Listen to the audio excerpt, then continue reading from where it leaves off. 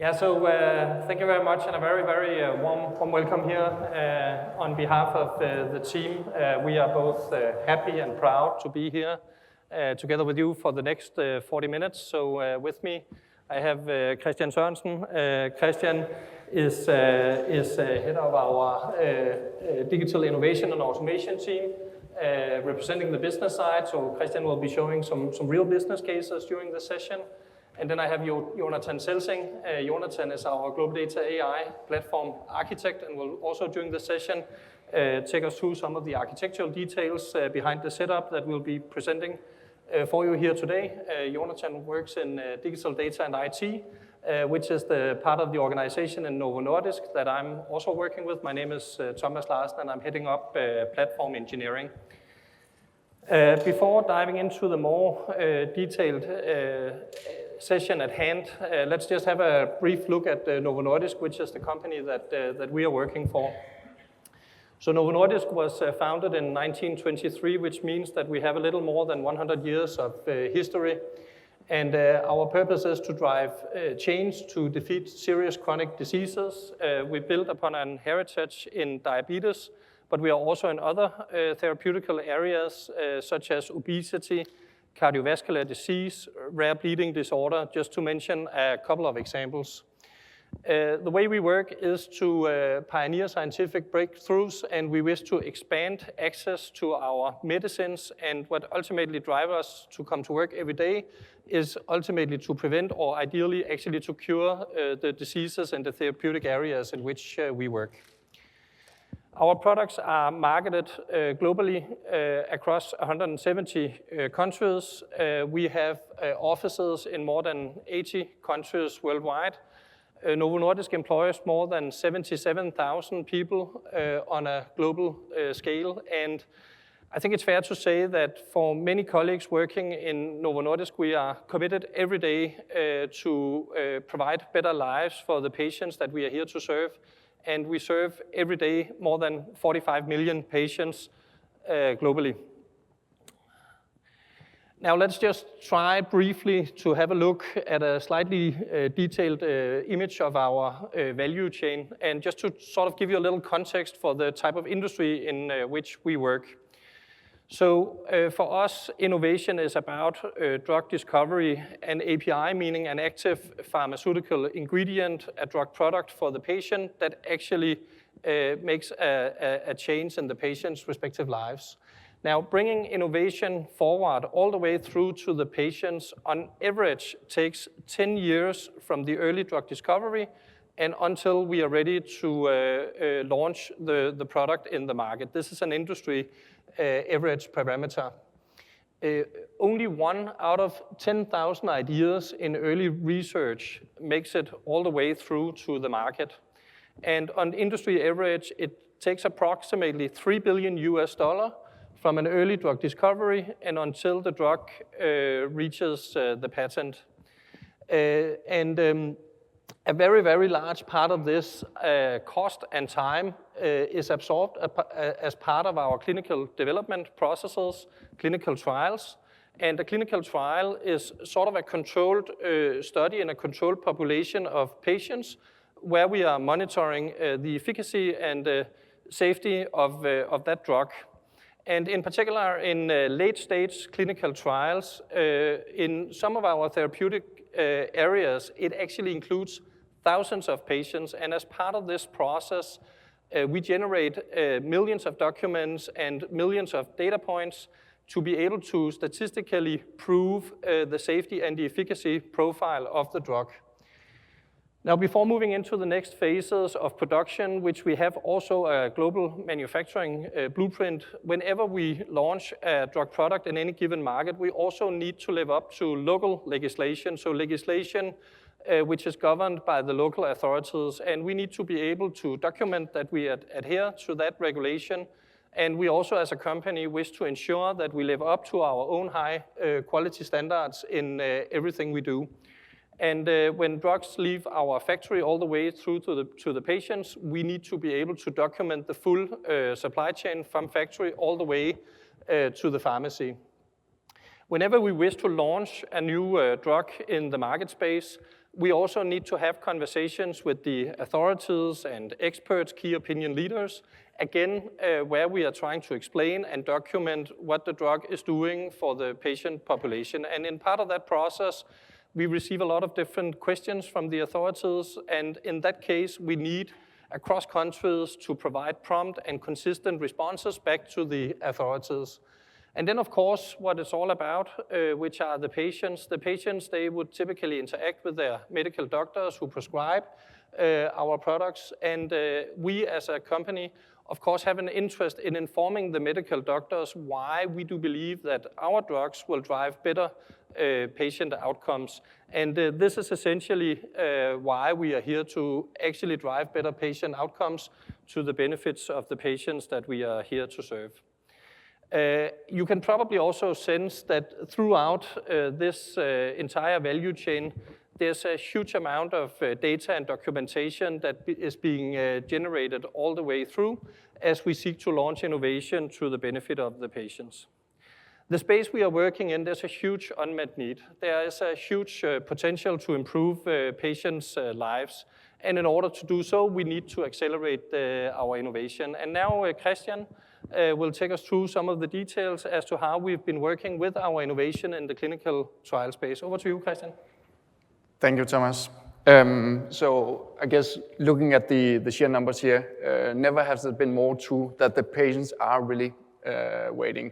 There's a huge unmet need, and we're here to produce the medicines and launch the products to the market even faster than what we are doing today.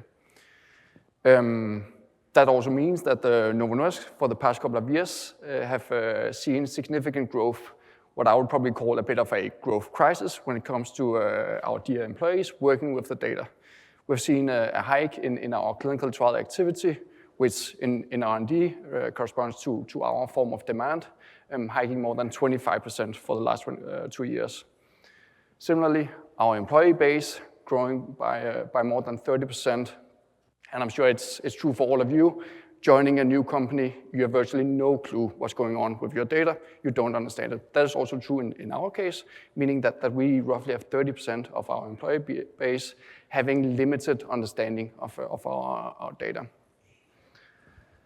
That's why we have invested fairly heavily in setting up agentic AI frameworks to make sure that all of our employees can actually work intuitively with the data. In the clinical development space that I'm representing, we've done it in 2 distinct different ways. On the left-hand side, we've done it for the exploratory area. This is where you will meet kind of what I'll call the average Joe, so all the way from trained physicians working in Novo Nordisk to more technical users working with the data. It's the exploratory space.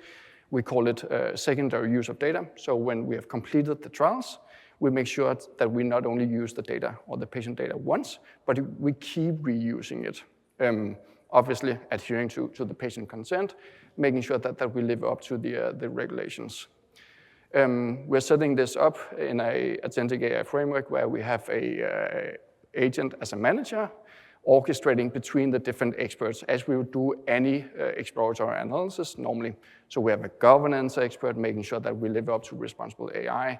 We have a clinical field expert making sure that the analysis is scientifically sound. We have a biostatistician making sure that the stats that the AI is producing actually lives up to the expectations of a statistician. And I guess you get the picture from here.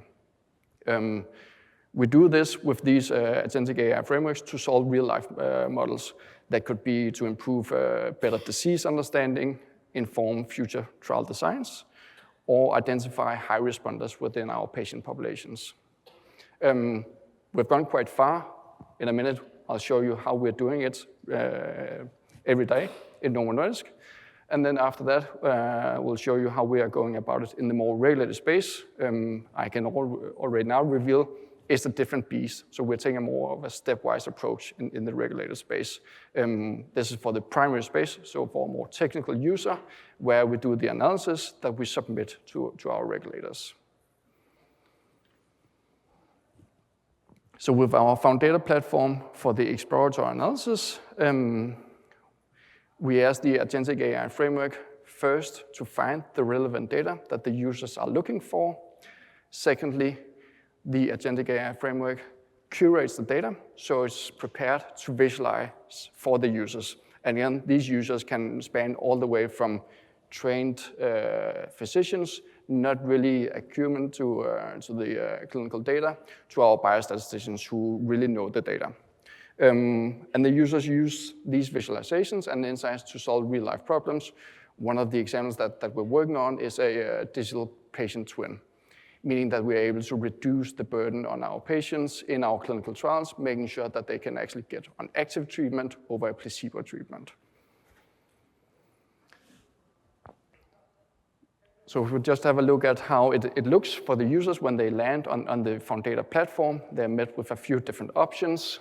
In this case, the user would like to showcase our obesity patient population, simply showing a Nightingale plot. And then you can see how the group of agents works together to produce a plot. Obviously, the user can interact with the visualization here, understand how some of the different patient groups work together. And then if the user is interested, it can also investigate how the different agents work together. So the user can, in a drag and drop fashion, just click on the agent and understand what analysis is that specific agent looking into. All of this is built on a super scalable framework, meaning that we have released this to all of the R&D users across the value chain. So this is live for more than 1,000 users in Novo Nordisk, and it's being used every day. Obviously, we're trying to engage quite a bit with our users, and we get feedback. Thomas mentioned it before, we rely heavily on documents. So talking to the users, they're happy to see the data, but they also need the documents. That's why we created an interface allowing the users to also interact with the most important document that we have in clinical development, being the protocols. Protocols is essentially what outlines how you run a clinical trial. So here you can see that normally a user would interact with one document at a time for that specific protocol. Here we created an overview where you can scan across multiple protocols based on the patient population that the user is analyzing. It creates a simple summary table so you can compare the different trials according to the protocol. It provides a brief summary so the user can get a brief overview. And of course, it comes with the references to the different sources. So the user can also investigate the actual protocols. And this is where trust in data becomes key, because what the user is used to see or can recognize is the actual protocols, not this interface. So when the user sees the actual protocols, trust in the document and the data is increased. And now they can actually trust that the analysis that they produce on the Nightingale plot just before is actually trustworthy.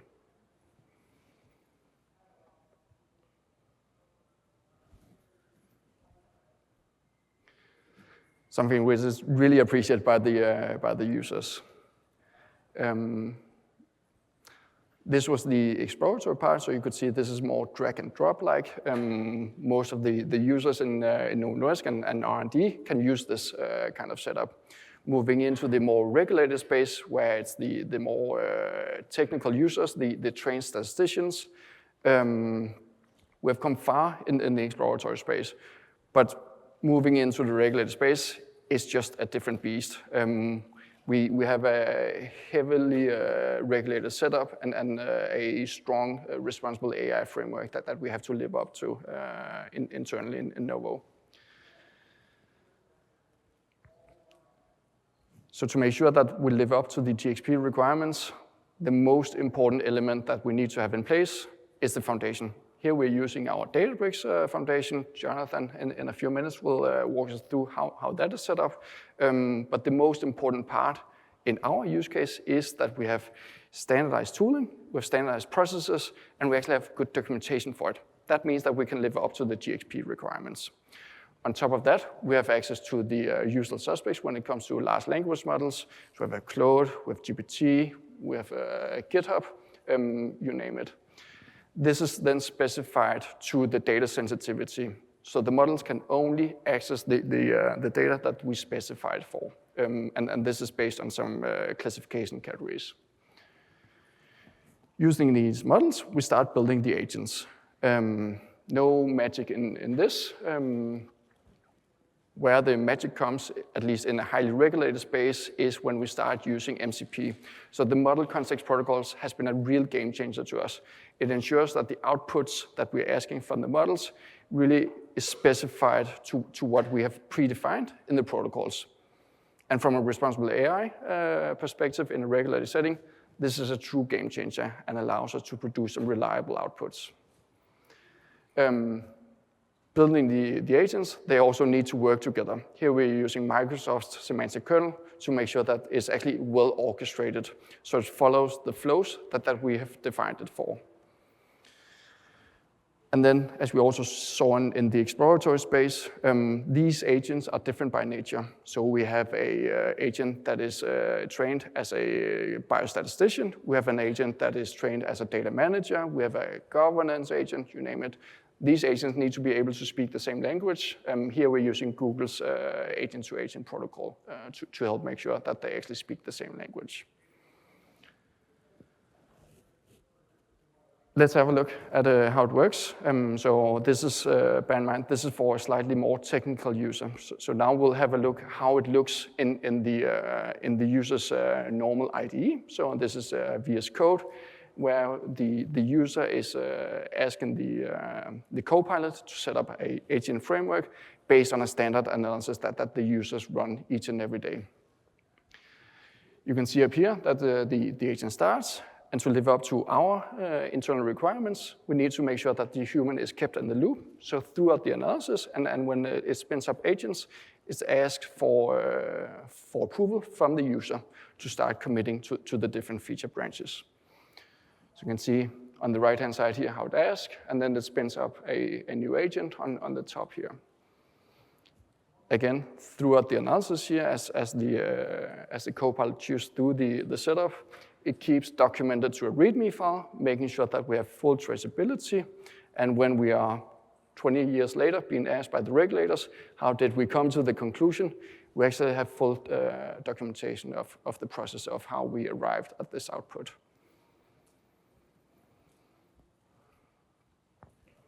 And again here, it just keeps going as it goes through the analysis. And towards the end, it will ask if the agent is okay to commit into the new feature branch.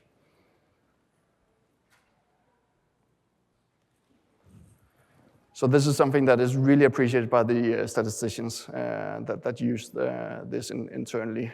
It makes their life much easier, but more importantly, it allows us to bring the products to the market way faster than what we have been able to earlier.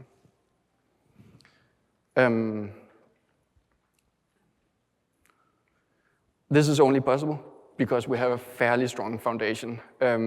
We have invested heavily in the setup here in clinical development, but it's a setup that we're rolling out across the enterprise.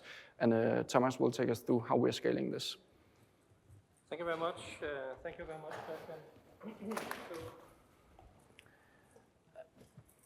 Now, Christian, he talked about DXP, and if you are not so familiar with our industry, DXP is good practices for how we do things in our process landscape. Essentially, again, it's about documenting our patient safety and product quality, which is sort of at the forefront of everything that we do.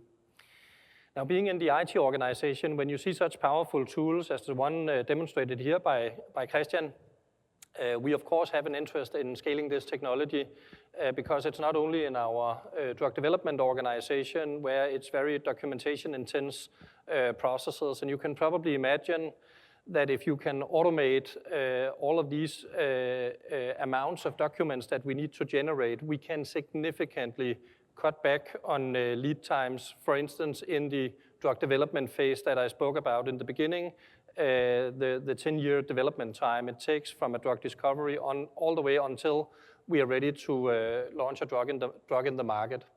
And I'm sure many of you working in the IT industry, like us, are familiar with the amount of different data and AI initiatives and the lack of satisfying return on investment, it's really, really hard to point very concretely at these business benefits that can attract additional additional funding into the work we do so that we can drive the agenda at scale in the company that we are working for.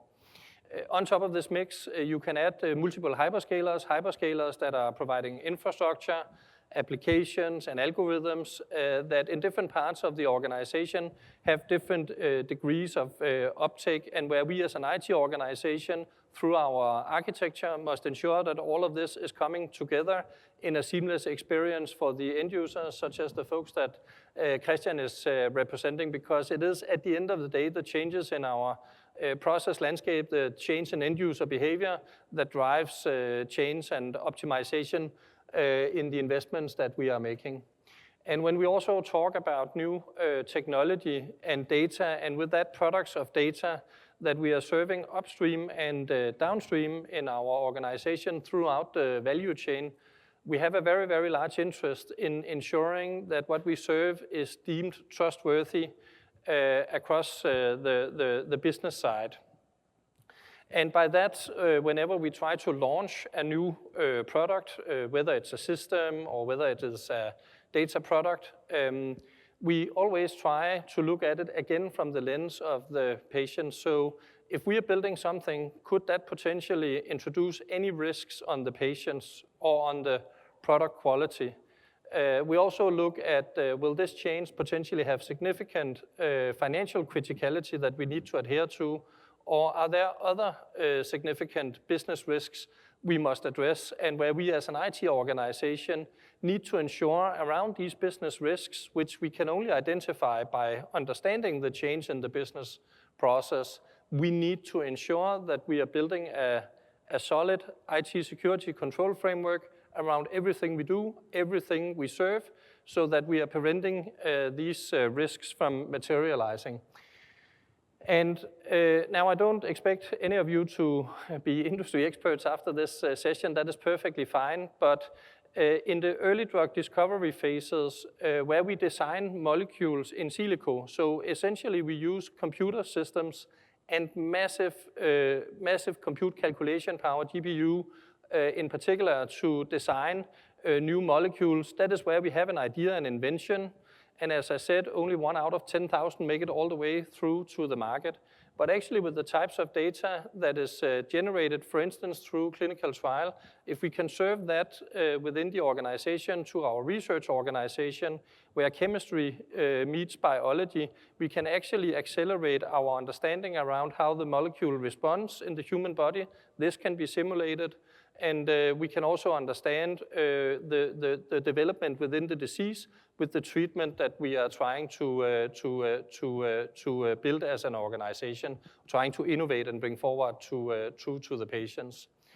And that, of course, addresses a whole bunch of questions that we as an organization need to address. We need to make sure that we have transparency in everything we do. We need to make sure that our data is fair. We also need to protect the integrity of the data, where we leave no room for misinterpretation or bias in the data that we are serving within the organization. And then, of course, at all times, we must protect this data, and we need to do it in such a way that it respects legislation as well as the ethical standards we in our company have set at all times. And that also means that in some cases, we are saying no to certain ideas and certain initiatives. Now, we've talked a lot about the AI system, so we've seen a sort of an example of that. And in a minute, Jonathan will take us through the more detailed architecture behind it. I've talked a lot about processes and regulation in our industry, but we've worked intensively in our engineering teams with also introducing a mindset where if you go well, then you will go fast. It is okay to innovate, it is okay to experiment, but when we are taking our products into production, we ensure at all times we are moving forward well, because the cost of mistakes and the cost of errors is simply too big. So with that, I'll hand it over to Jonathan, and Jonathan, you can give us a few more details on the architecture and the principles behind.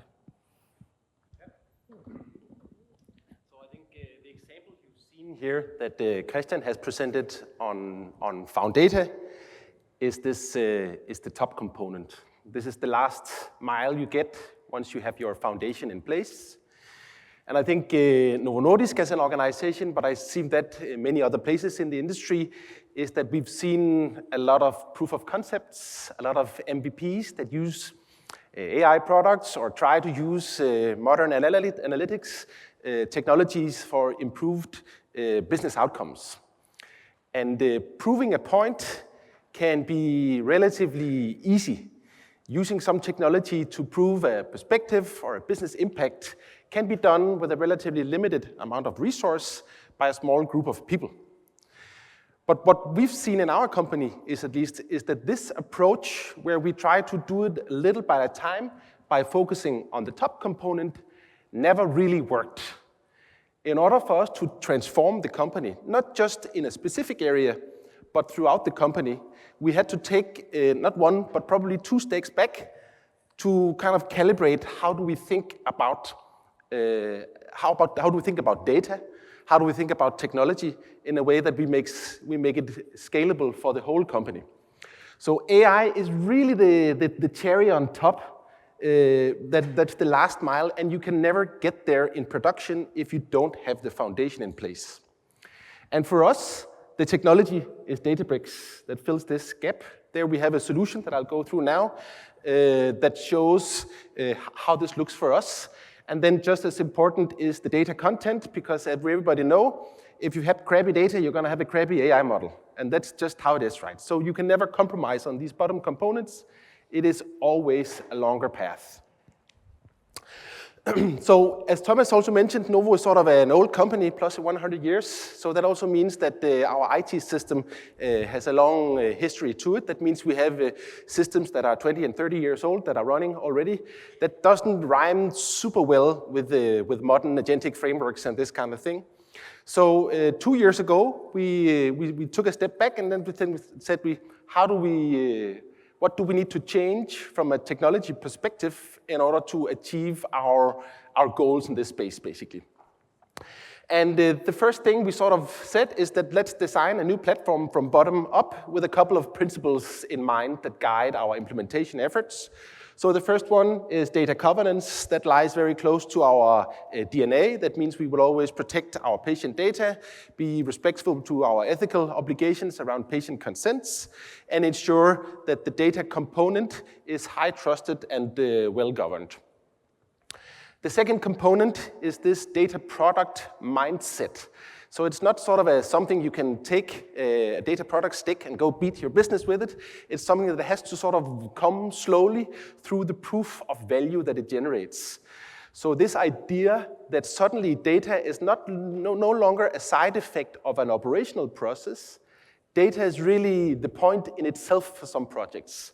And really, whatever process you support around in the company, you should always think, can I capture this product somehow, and does it make sense in another context?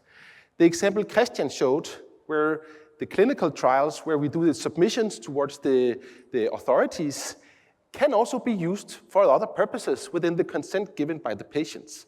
And this really illustrates this point around how a product can play a value for the operational process it supports, but really sometimes the real value is in another process that is not obvious to begin with. And then finally, as Thomas mentioned, Novo Nordisk is a large company with a very broad value chain. That means we from IT can never meet demand. We will never be able to meet the demand of our company if we don't design for something that is a self-service type thing, where for the units that have the capabilities, they are empowered to do so. So the way we sort of come up with on a sort of a topology level for this is sort of a hybrid approach. I think a lot of you have heard about data mesh by now. It's a framework that has been popularized a couple of years ago. We started full data mesh. A lot of our business areas, they recognize, the overhead of this is too much for us to bear. So basically the full mesh offering doesn't really scale for us at the level we're at. But we found a hybrid model where on the top level of the company, so on the domain level, we do give domain ownership, and we do delegate responsibility out to the respective domains. We do decentralize. But then local to the domains, what we can do is that we established a framework that we've established called Data Core. So every domain will basically have their own data core that is responsible for sourcing and ingesting the majority of the strategic data assets of that area. And then we have this self-service capability where now we have our Databricks platform. The data is sourced in from a central IT team. Now we delegate the freedom to the executing team to build derived data products, silver data, gold data products in our platform that serve specific needs. So the FounData project that Christian has represented is not a data core. That is a node in our ecosystem. So they are not even using sort of this operational strategic data. They are ingesting all of the historical clinical trial data that makes sense for them. So this domain autonomy really means that we enabled different parts of the business to do what makes sense for them. So how does our platform look like on a Databricks level? We have this prototypical data core. That's how they sort of look. And there are a couple of these. And we can add as many of them as we want on demand, basically. What is the central part is that every data core needs to ingest data that is strategic for that area. And it's all collected inside the main platform. We've adopted this medallion data design that Databricks has. It has come in many flavors, but I think we think it eases the conversation around some of these subjects. So the platform is on both Azure and AWS, and it is approximately 8 regions per cloud. So we have a lot of Databricks in a lot of different places. All of it is Unity Catalog. So Unity Catalog is how we govern access to all of this. We have this data contract framework where we put in access rules both between systems and between users. And because we're a regulated industry, we don't touch anything by hand. So we found out that GXP and CI/CD, so modern software development practices, they really go hand in hand if you do it right. And that's why all the content in the platform at all starts either on Azure DevOps or on GitHub. That is our basically source of truth for many of these things. That is our main self-service interface to our end users. We have VPs in our company that approves pull requests on GitHub, which I think is great for transformation in our company. And that means that we can orchestrate everything with infrastructure as cold-tooled, IAC, Terraform we use for everything we do. And then we have these two self-service models. Either the spoke, where I come with my own subscription, and I deploy my own Databricks and connect to Unity Catalog, and off I go. And this is really powerful in examples where Databricks doesn't do everything we want, because Databricks is great, but it doesn't do everything we want. Take research for an example. In research, you typically want to use on-prem supercomputers, hybrid cloud systems where you have local things that Databricks either cannot do right now or will probably never do. So in this sense, we allow our users to drop down a level. If they're ready to accept the overhead, they can drop down to the cloud layer and do what they need to do there, while still allowing the data to be shared through Unity Catalog. And I think this mechanism of coupling domain autonomy with these federated guardrails have proven to be extremely powerful in the adoption component, because every time I try to come and say, I think this platform here, Data Core, is a great idea, they will say, no, it cannot do that. And then I'll say, well, it actually can do this. So this way, we always have a good conversation. And our platform has been running in production for a bit more than a year now, and I think we've seen sort of a rocket-type adoption across the company. We have 60-plus teams working right now, and this number is just growing by the day, basically. We provide a curated consumption experience to some select tool. We have Deposit, our suite that is strong in the regulatory space. We have ML Flow and some other tools for the more ML AI ops type of things. And then we, of course, have the Fabric Power BI suite for a lot of our business intelligence users. We use some Lakehouse apps where we have Streamlit, but that's still, I guess, in the early phase for us. And this is sort of in the nutshell how it looks like. So the way Databricks works for us, if you remember back on the data mesh component, let's take this and then copy paste it across our domains. And that's literally what we've done. So for every domain we've established or are establishing a data core for each one of them. So we will have a research and early development data core. Well, you will have data assets such as pictures of mice that are cut in small slices, or proteins, or whatever you do in the research ecosystem. We have product supply, where you have operational efficiency data, lab, temperature from yeast tanks, you name it, all the stuff we do in production. Development, this is where Christian comes from, so that's where we have a lot of the clinical trial data, commercial data, and there I've put an X, really, because this model scales super well with Databricks. We can just chart either by workspace or subscription anytime we need limits. So there's no sort of technical limit now. And I think for us, that has surfaced a lot of our people and process and quality problems, because now technology is basically not a problem for us anymore. And so what this ensures is that data is available to the local domains. But if you remember from the data mesh slide, all the areas are connected to each other through Databricks. So that means if you're sitting in research and development and you want to access the clinical trial data, as soon as you obtain the right authorization grants, if you get grant select to this user, to this data product in development, it doesn't matter that you're really associated to the research and early development domain, you have access to the data. And you have access to multiple data sources. No matter where in the company you are, you can really join and match across. And I think these capabilities of sort of mixing and matching using standardized technology has really transformed our company. And I think it's throughout Novo Nordisk, and we will continue going along this way. So to round it off, I'll hand it over to Christian as well, because we are really using Databricks in a lot of things. And now that the more Databricks we do, it's a gift that keeps on giving for us, I think. So over to you, Christian. Thanks, Jonathan. I'll give you guys an example of how easy it is to work with the data now that we have a very strong foundation. So imagine any of you guys joins Novo Nordisk tomorrow. It's actually fairly easy to make data-driven decisions because we can interact with the data without having the in-depth 30-year industry experience. Because in natural language, we can ask for some of the key questions that we might have.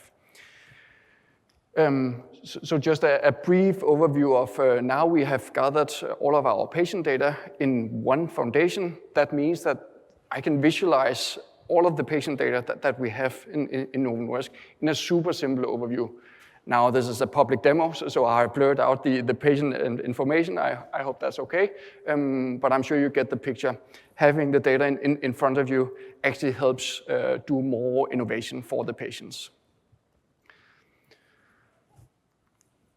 And then with the use of our strong foundation on Databricks, I can ask as a simple business user, I don't know heavy Python coding or R coding for that matter, but I can ask Genie, hey Genie, show me all of our obesity data.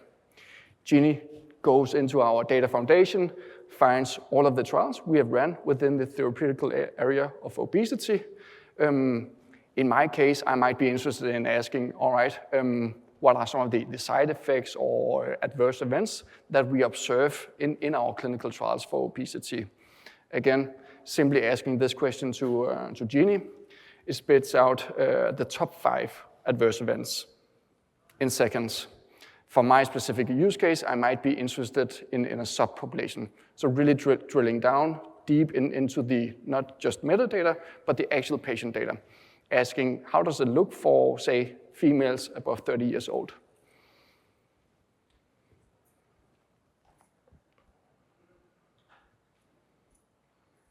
It has to think a bit, but nonetheless, in a matter of seconds, it can show me a simple bar plot of the top 5 adverse events of a subpopulation. This is something normally that would have taken days or weeks, probably even months before we had this foundation. So that means we can actually do better data-driven decisions, even if you dare joining Novo Nordisk in the next few days. And this is possible because we have actually adopted a streamlined technology platform where we service the data, and then Jonathan keeps reminding me, hey, Christian, this is a data product. Make sure to share it with the ecosystem. And I do so, because it's super easy, and it goes back into the ecosystem. With that, I think that's only a thank you.